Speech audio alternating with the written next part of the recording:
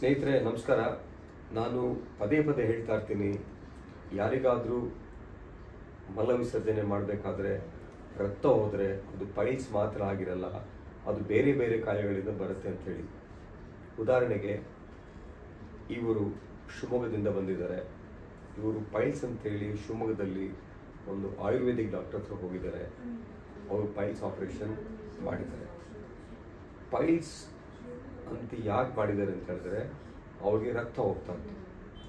ಇದಾದ ಮೇಲೆ ಆ ರಕ್ತ ನಿಂತಿಲ್ಲ, ಅವರಿಗೆ ರಕ್ತ ಮತ್ತೆ ಪದೇ ಪದೇ ಹೋಗ್ತಾ ಇದೆ.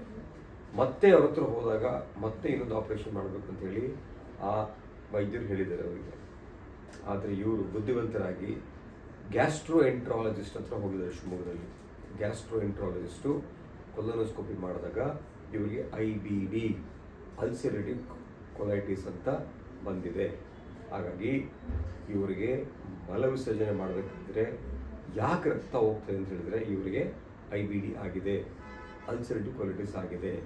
ಈ ಅಲ್ಸರೇಟಿವ್ ಕೊಲೈಟಿಸ್ಗೆ ಯಾವುದೇ ರೀತಿಯ ಆಪರೇಷನ್ ಬೇಕಾಗಿಲ್ಲ, ಇದನ್ನು ಮಾತ್ರೆಗಳಲ್ಲಿ ವಾಸಿ ಮಾಡ್ಬೋದು. ಸೊ ಹಾಗಾಗಿ ಎಲ್ರಿಗೂ ಎಚ್ಚರಿಕೆ ಕೊಡೋದು ಅಂತ ಹೇಳಿದ್ರೆ, ತಮಗೆ ಮಲ ವಿಸರ್ಜನೆ ಮಾಡಿದಾಗ ರಕ್ತ ಹೋದರೆ ಅದು ಪೈಲ್ಸ್ ಒಂದೇ ಆಗಿರಲ್ಲ, ಅದು ಬೇರೆ ಕಾರಣದಿಂದಲೂ ಸಹ ಆಗಿರ್ಬೋದು. ತಾವು ಸ್ಪೆಷಲಿಸ್ಟ್ ವೈದ್ಯರ ಹತ್ರ ಹೋಗಿ ಈ ರೀತಿಯಾಗಿ ಈ ನಕಲಿ ವೈದ್ಯರು ಇರ್ತಾರೆ ಸುಮಾರು ಜನ ಈ ದೇಶದಲ್ಲಿ, ಅವ್ರ ಹತ್ರ ಮಾತ್ರ ಹೋಗಬೇಡಿ. ಧನ್ಯವಾದಗಳು. Thank you.